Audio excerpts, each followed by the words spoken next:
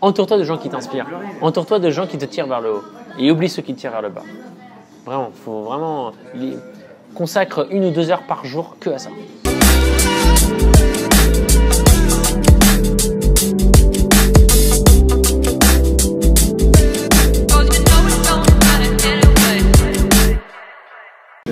Chose lointaine, mais ouais. Pourquoi t'écrirais un mémoire? Il servira à quoi ce mémoire? Mon mémoire, c'est pour mes fins d'études. Hein. D'accord, mais il te servira à quoi dans ton projet entrepreneurial?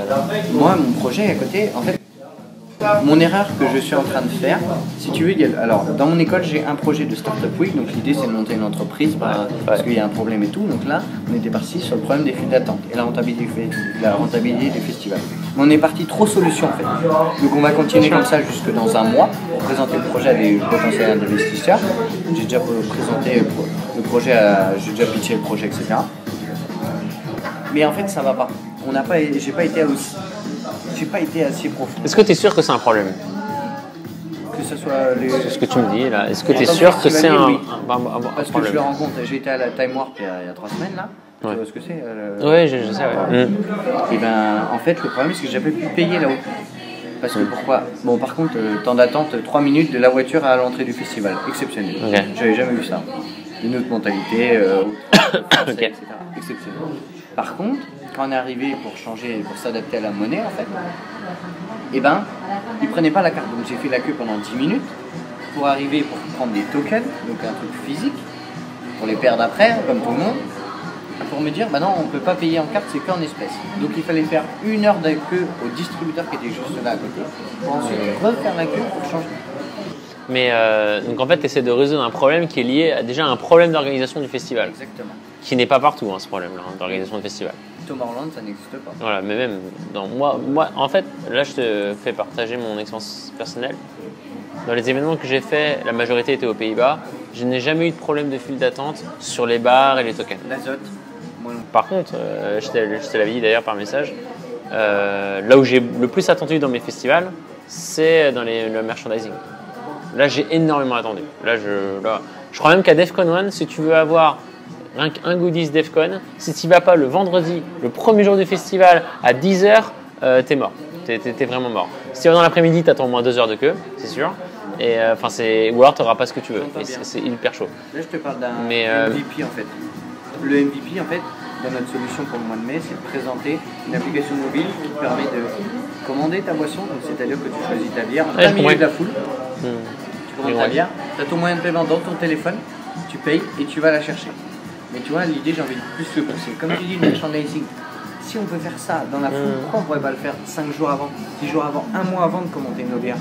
Ah, ça veut dire que je commande ma bière la semaine d'avant, c'est ça? On pourrait te dire, bah ok, tu la commandes 2 mois avant, tu payes, je te dis n'importe quoi, tu en commandes 10, tu payes 20 € au lieu de 30. Oui, mais comment je mets l'heure à laquelle je la veux, c'est ça? Après, oui, tu te débrouilles par rapport au stand, à quelle heure tu la veux, quel jour tu la veux dans le festival. En fait, si tu veux, c'est des crédits après. Ah, en fait. Mais ça, c'est plus tard. Le truc, c'est que je sais pas combien de bières je veux à l'avance. Moi, c'est par rapport avec qui je suis, c'est par rapport avec. Enfin, là, je te parle en tant que client, vraiment. Je ne parle pas du tout d'entrepreneuriat, je te parle vraiment moi en tant que festivalier. Jamais je ne pense pas que. Moi, c'est ce que je dirais face à cette solution. Je dirais, je verrai là-bas. Parce que de toute façon, je veux même rien voir. De toute façon. Voilà. Oui, mais on fait toujours un before. Quand tu te chauffes au before et tu dis, les gars, on arrive, il y a 10 bières qui nous attendent. T'as parlé à des gens, t'as parlé à des festivaliers, t'as parlé à des festivaliers, c'est eux qui vont dire. Payer. Ben, en fait, comment t'en es sûr qu'ils sont prêts à payer ça? J'ai fait un questionnaire, je leur ai demandé. Ouais, mais est-ce que tu leur as, est-ce que t'as testé à la main ton produit? Non, en fait, il n'est pas développé. C'est pas grave ça. Tu peux quand même essayer de le tester. Tu vas dans un festival, tu vas au milieu de la foule. Quelqu'un, tu vois, qui s'en va parce que pour acheter une bière, tu fais attends, toi tu restes là, j'y vais pour toi. Tu me donnes de l'argent. Est-ce que tu es prêt à faire ça, à mettre 2 € de plus et j'y vais pour toi? Et regarde ce qu'il te répond. Je vais prendre des notes. Non, mais tu vois ce que je veux dire. En fait, il est là ton MVP. Ton MVP, c'est toi en fait. Tu peux déjà savoir si les gens en ont besoin si tu exécutes sur le terrain. Tu n'as pas besoin d'avoir une appli, tu n'as pas besoin de voir. Tu peux la valider tout de suite en allant dans le festival et en allant tout de suite à la rencontre de tes clients et en vendant ton produit. Évite de calculer ou de faire des études de marché à la con, faire des sondages. Les gens, tu sais, entre ce que les gens disent et ce que les gens font, il y a un gap immense, mec. Immense. Il ne faut pas faire confiance aux gens. Ne fais jamais confiance à tes clients. Par contre, fais confiance à ce qu'ils font. Là, c'est ça qui est important. qui me disent, regarde, moi aussi, tu sais pourquoi je te parle comme ça? C'est parce que il y a 5 ans, je t'aurais dit, mais mec, fonce, c'est génial ton truc, je l'utiliserai, bien sûr. Et en fait, ça se trouve, le jour J, je ne l'utiliserai pas peut-être. Tout le monde me dit ça en fait en tant que festival. Évidemment que tout le monde te dit ça parce qu'ils ne l'ont pas encore utilisé. Donc comment tu le vends? Tu vas montrer que les bonnes choses de ton produit. Tu vas montrer que les points positifs. Oui, moi, je peux pas être contre toi. Mais oui, je peux que te dire oui en fait. Peut-être, mais par contre, le jour J, bah, peut-être que je n'ai pas acheté. Tu vois ce que je veux dire? Et peut-être parce qu'au final, il y a un truc tu vois, tant que je ne suis pas devant mon besoin et devant la solution, tu n'as pas de réponse. Non, mais l'idée de dire à un mec au milieu de la foule, évidemment, je vais chercher ta bière. C'est ton produit et c'est ce que tu veux offrir. Pourquoi tu ne le ferais pas? En gros, l'appli, c'est toi. C'est gratuit. Hein, tu vois ce que je veux dire? Tu n'as pas besoin de le coder. Non, mais là, ce que je suis en train de te dire, c'est juste, regarde. Pour 1 euro de plus, quoi. Bien sûr, regarde. Moi, j'ai eu une idée, une fois, c'était, je me demande si les gens sont prêts à recevoir leur petit déjeuner tous les matins. Okay. Ça, j'ai vu, ça, j'ai cherché. Parce qu'en fait, dans la Startup Week, où moi je fais le projet là, il y en a qui font ça aussi. Ils font knock-knock et c'est la même chose que toi. Mais c'est ça. Eh bien, je me suis dit, moi j'aimerais bien qu'on le fasse. Mais moi, c'est pas tout le monde. Donc, je vais essayer de demander aux gens, oh, ton idée est fantastique, ton idée est fantastique, ton idée. Voilà, ok, on va arrêter d'écouter les gens parce que tout le monde me dit que c'est fantastique, c'est-à-dire qu'il y a un problème. Ouais, ça, on est d'accord. C'est-à-dire qu'il y a un problème. S'il n'y a que des gens qui te disent que c'est une bonne idée, c'est que tu dois vraiment t'inquiéter. Je suis en train de me poser les questions. Je commence à me poser les Le lendemain. questions. Donc j'ai eu l'idée, j'ai demandé à des gens le jour même, j'ai reçu tout ça, je fais ok, le lendemain, je sors, le matin, je vais toquer à la porte des gens avec un petit déjeuner à la main et je leur demande est-ce que vous avez besoin de petit déjeuner pour 10 euros? Oui, non.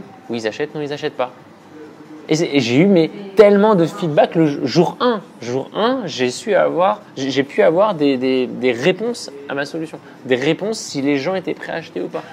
Il se trouvait que 6 personnes sur 10 étaient d'accord.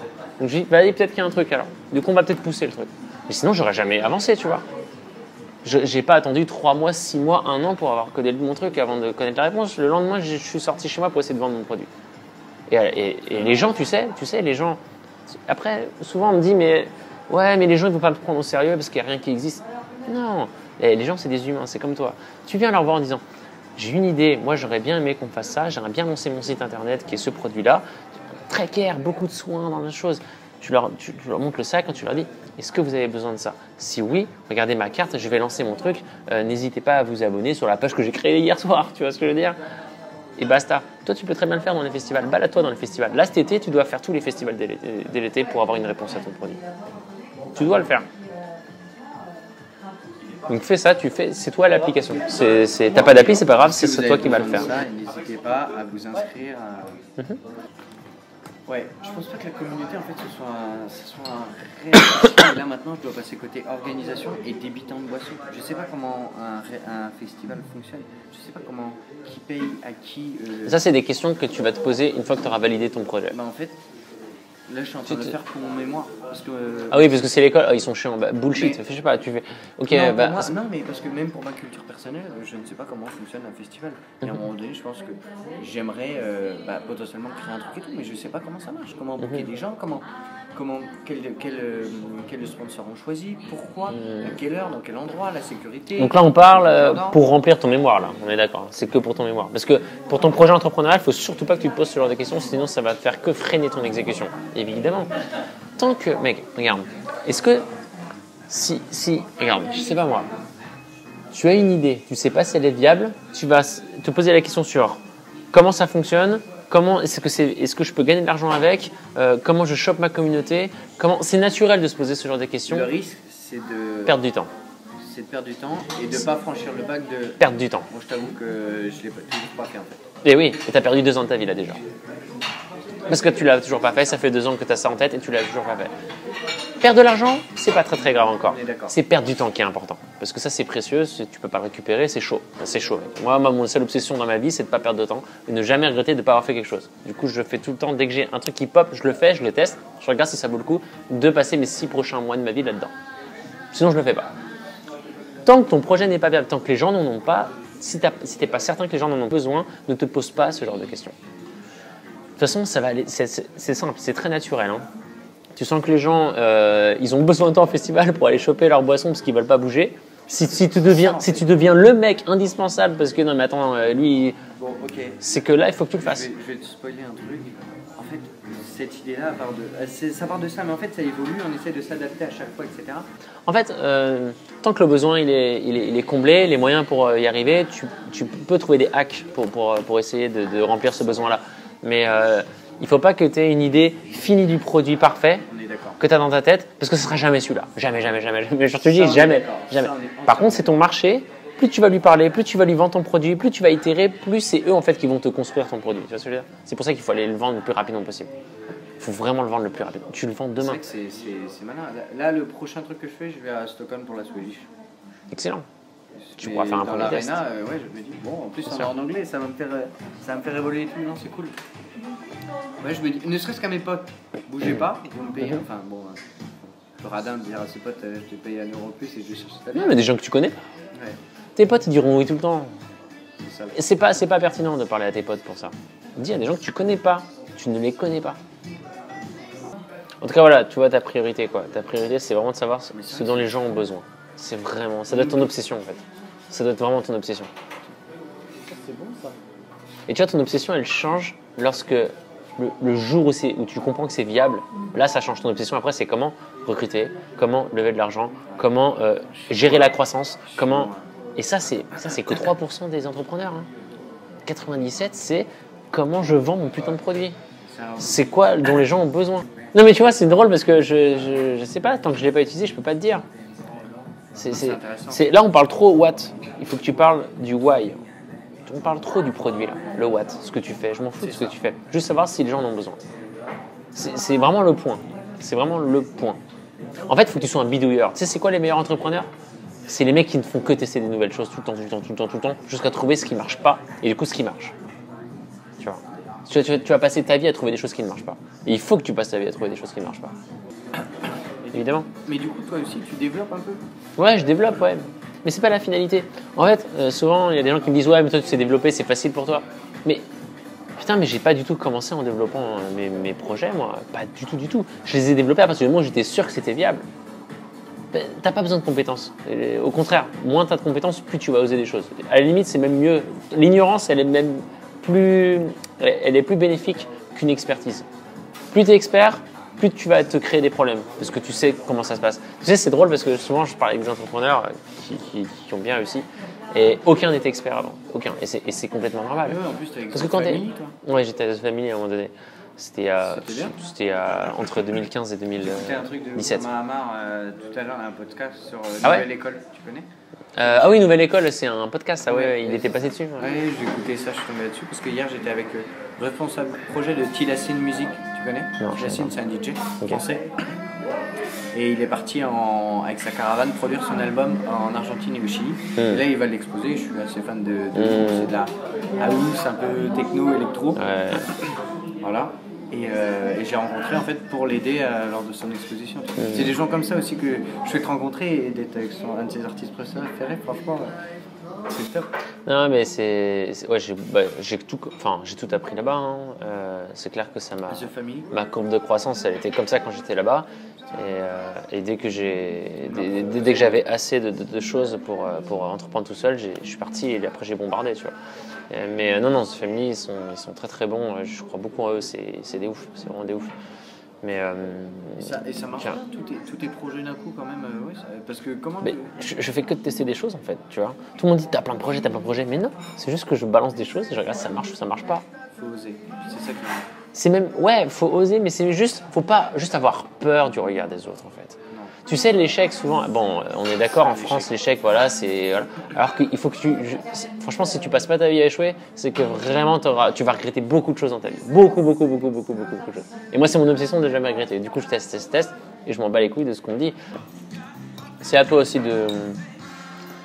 Tu peux transformer une communauté. En fait, le truc, c'est que, tu sais, avant, franchement, le hard, à Paris surtout, c'était très dark. Hein. C'était vraiment. C'est dans les caves, les mecs, c'était des camés, c'était des teufeurs la plupart. C'est chaud, tu vois, c'est vraiment chaud. Pour attirer uniquement les puristes festivaliers qui vont en Hollande et qui vont jamais en teuf en France, c'est pas évident. Tout ça, ça joue dans la com, une com colorée, une com festive, une com très orientée festival. En fait, même si c'est une soirée, moi, ma com, elle est full festival. Quand tu regardes tous mes posts, tout notre plan de com et tout, c'est ultra coloré. Et même les mots, le choix des mots dans les posts, c'est super important. Et on a même un manifeste qui plante le truc. Donc tu crées un univers autour de ça. Tu fais pas une soirée. D'ailleurs, notre première phrase dans notre manifeste, on a un manifeste. Un manifeste, c'est un petit peu notre identité, notre pilier. On l'a publié, tout ça. Et d'ailleurs, c'est publié dans chacune de nos soirées à l'entrée. La première phrase, c'est « Nous ne sommes pas un organisateur de soirée ». Point. C'est ça la première phrase. Parce que je veux, c'est vraiment pas ce qu'on est. On est un fédérateur de mouvement. C'est-à-dire qu'on est le moteur de ce mouvement en France autour de la musique qui nous fait tous vibrer. Ça, c'est le point. On dirait du Nietzsche. Donc en fait, je peux très bien, là je fais des soirées, mais je peux très bien demain faire autre chose à partir du moment où ça rentre dans le même objectif qui est de faire vibrer tout le monde. Je peux très bien faire des expériences musicaux avec de la 3D et tout. À partir du moment où ça rentre là-dedans, c'est ça. Le festival n'est pas une finalité, n'est clairement pas une finalité. En fait, et du coup, t'as vu, c'est marrant parce qu'on revient un peu au truc du début. Au final, le what, je m'en bats les couilles. Demain, je peux très bien faire autre chose que des festivals. Le what, il peut changer du jour au lendemain à partir du moment où le why est toujours le même. Le why, il doit être toujours le même. Et c'est parce que c'est ce problème que les gens ont besoin, c'est de vivre cette musique-là. Que ce soit par le biais de festivals, d'expériences, de soirées, de rencontres, parce qu'on fait aussi des rencontres abonnés. Ça rentre là-dedans. Nous sommes juste un fédérateur. Et en fait, je mets pas assez en valeur ce que je ressens et les valeurs que T'es trop dans le what en fait. Mais je t'en veux pas, parce que c'est 99% des entrepreneurs, mais moi inclus. Hein. Je m'inclus en premier. Hein. Moi, pendant des années, je parlais que de mon what. Hein. Je faisais que ça. Et quand tu comprends qu'en fait. En toute humilité, tu vois, mais tu fais pas. En fait, tu te rends compte que les gens s'en battent les couilles de ton what. Ils veulent juste si tu arrives à résoudre le problème qu'ils ont. C'est vrai que ce lieu n'est pas très visible parce qu'il y a une rue. En fait, c'est une rue qui est perpendiculaire à la grande qui est à droite là. Il y a tout le monde là. Il y a plein de monde dans le bar là à côté. Vraiment, c'est assez frustrant. Un truc où tu manges un peu comme ça. C'est assez frustrant. Ça doit être frustrant. Il y a un truc en bas, j'ai vu là. Il y a des gens là. Il y a toute une salle en fait en bas. Ouais. Et là, il y a des gens en fait à regarder. Non, il n'y a que ça là ce soir. Mais d'habitude, c'est vraiment les connaisseurs qui vont là quoi. Et tout qui aime bien ces designers. Regarde, attends, là je suis en train de voir chez Valéo. C'est un CDD? Là je suis en alternance en contrat. Ah oui, t'es en alternance. Donc, après, je vais te dire un truc qui va peut-être pas te plaire, mais c'est parce qu'il faut que je te le dise. Aucun entrepreneur a réussi à monter sa boîte en ayant un travail à côté. Je sais. 0%.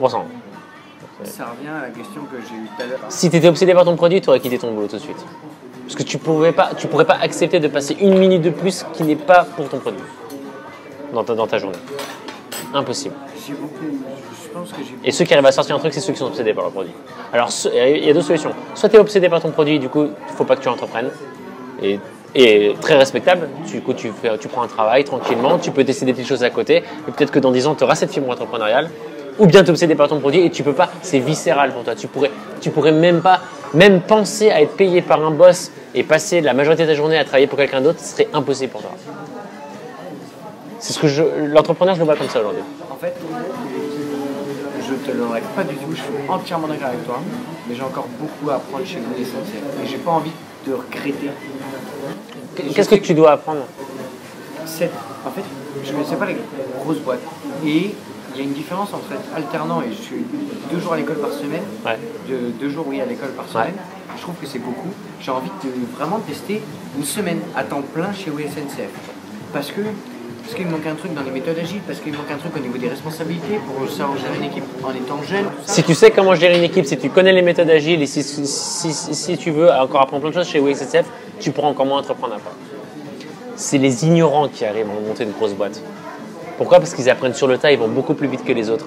Imagine, je te dis, regarde, il y a un parcours, il y a 6 collines à monter, il y a ça à faire, après tu as un saut en élastique à faire, après tu as cette épreuve à faire, après tu le ferais jamais. Ça, c'est être expert, c'est-à-dire que tu connais en fait la quantité de travail à faire. Par contre, si je te dis, en fait là pour l'instant tu as juste cette marche à monter, tu vas la monter tout de suite. Ah, maintenant il y a une petite colline à monter, tu vas la monter tout de suite. Tu seras beaucoup plus résilient parce que tu n'auras rien appris avant. C'est fabuleux de voir à quel point les mecs qui ne sont pas experts dans leur domaine d'entreprise, à quel point ils réussissent dans leur startup. C'est affolant, mec, je te promets. Ça me fait réfléchir. Maintenant, va. Regarde, est-ce que tu as déjà rencontré un entrepreneur qui t'a dit « Putain, mec, Franchement, heureusement que j'ai passé 2 ans à la BNP Paribas, sinon j'aurais jamais réussi ma startup dans les banques. Hein. J'aurais jamais pu disrupter les banques. Hein. Heureusement que ça n'existe pas, mec. Et c'est normal. C'est complètement normal. C'est quoi la définition d'un entrepreneur? Un entrepreneur veut disrupter quelque chose, il veut changer quelque chose. Si on t'apprend à comment ça marche aujourd'hui, comment tu veux casser cette chose-là? Tu peux pas. Tu peux pas. Il faut que tu sois sauvage sur ça. Il faut vraiment que tu sois ignorant. C'est une force d'être ignorant. C'est vraiment une force d'être ignorant. Tu crois que je savais faire une soirée, moi, la première fois que j'ai fait une soirée? Tu crois vraiment que j'étais. Alors, tu crois vraiment qu'un jour je me dis, ouais, non, il faut que j'aille taffer chez des gros orgas de front, chez Live Nation et tout, parce que sinon je pourrais jamais faire. Putain, si j'avais. Mais non, bien sûr que non. Mais heureusement que je me suis pas dit ça. Sinon, déjà, je serais toujours pas là à te parler aujourd'hui. Et deux, j'aurais jamais pu faire ce que j'ai fait parce que je me serais basé sur les bases que eux ils ont, que on casse pas de règles, on fait comme tout le monde fait et du coup, bah on n'y arrive pas parce que tout le monde fait la même chose. Tu vois, c'est ça la subtilité de la chose, c'est que moi j'ai envie de casser les règles et d'aller foutre un gros coup de pied au mastodon. Il faut surtout pas que tu apprennes à ce qui existe déjà alors, surtout. Mais en fait, je sais pas, ça je m'exprime mal, mais en fait je le vois pas comme je l'apprends pour me compléter. Peut-être qu'à un moment donné, je l'utiliserai autrement dans certaines circonstances. C'est pas pour être très voix tout ça, c'est que pour moi, en technique et de veille, etc., j'ai besoin de ça et qu'en termes de méthode agile, c'est parce que ça m'intéresse en fait. Mais mec, je te promets que quand tu entreprends, ta seule obsession c'est de survivre. Donc tout ce qui est méthode agile, tu t'en bats vraiment les steaks. Hein. Toi, ce que tu veux, c'est ce que demain je pourrais encore manger des pâtes. Hein. Non, honnêtement, on en est là. Quand tu es entrepreneur, on en est là. Et voilà, et je pense qu'au final, t'es pas le premier qui me dit ça, et moi je suis le premier à l'avoir dit au début, donc t'inquiète pas. Mais généralement, lorsqu'on dit ça, ça cache une vraie raison, qui est j'ai peur de ne plus avoir d'argent, ou j'ai peur de me lancer, ou je n'ose pas rencontrer mon marché, ou je préfère la sécurité. C'est normal, c'est naturel, l'homme veut du confort, c'est complètement normal et respectable. Pourquoi tu dis que tu as besoin? C'est quoi ce besoin? D'où il vient ce besoin? D'où il vient ce besoin? Pourquoi? Tu as besoin de conseils d'une boîte déjà que tout le monde déteste, parce que franchement, moi, honnêtement, voilà, déjà, et qui va, ils sont très forts sur quoi? Ils sont très forts niveau méthode agile et tout ça. Et c'est ça, en fait, moi je suis quelqu'un de très très curieux. Et tout ce qui est à apprendre, je le prends. Vraiment. La méthode agile, ça sert dans les boîtes, justement. Toi, tu veux pas monter une grosse boîte comme WinCCF, tu veux monter une start-up, tu veux résoudre un problème. Les méthodes agiles, tu vas jamais t'en servir dans ta start-up. Jamais. Il y a des pieds sur terre parce que j'ai l'impression des fois que j'ai rien fait. J'ai rien fait, je suis personne. C'est normal d'avoir ce sentiment-là. Hein. Moi, si j'avais eu ce déclic plus tôt. Vraiment. Et j'ai l'impression que si à un moment donné, quand je suis trop gonflé dans le sens où j'aurais appris trop de choses et que ça sera peut-être trop tard, je ne sais pas, là, je pourrais me lancer.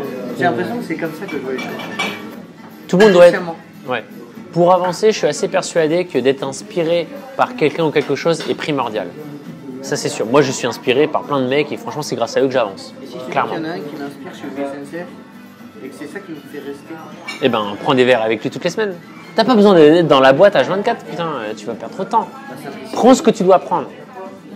T'as pas besoin d'être H24 là-bas. Clairement pas. Bois des verres avec lui, parle de ton projet, il va te dire plein de choses incroyables qui vont te motiver, tu vois. Mais par contre, tu as raison sur le fait que chacun doit être inspiré par quelqu'un ou quelque chose. Ça, on se monte tous les uns et les autres. On se tire par le haut. Moi aussi, il faisait partie d'un des mecs comme ça, tu vois. Et ça, c'est bien. Écouter du contenu comme ça, de gens qui t'inspirent, lire du contenu, des gens qui t'inspirent. Il m'a inspiré plusieurs fois. Je s'en rappelle sûrement pas, mais... Non, mais c'est pareil. Entoure-toi de gens qui t'inspirent. Entoure-toi de gens qui te tirent vers le haut. Et oublie ceux qui te tirent vers le bas. Vraiment, il faut vraiment consacre 1 ou 2 heures par jour que à ça. Tant que t'as pas un indice sur ta croissance, ne mets pas d'argent nulle part. Et moi, je veux les faire changer la vie et qu'ils me disent ok, là on va commencer à parler. Bien sûr. J'ai envie qu'ils me disent ok, on va commencer à parler. C'est le jour où tu vas lui dire j'ai 50 personnes qui attendent que mon appli sorte parce qu'ils ont acheté déjà. Ils ont acheté leur place sur mon appli. Ils ont réservé leur ticket d'entrée.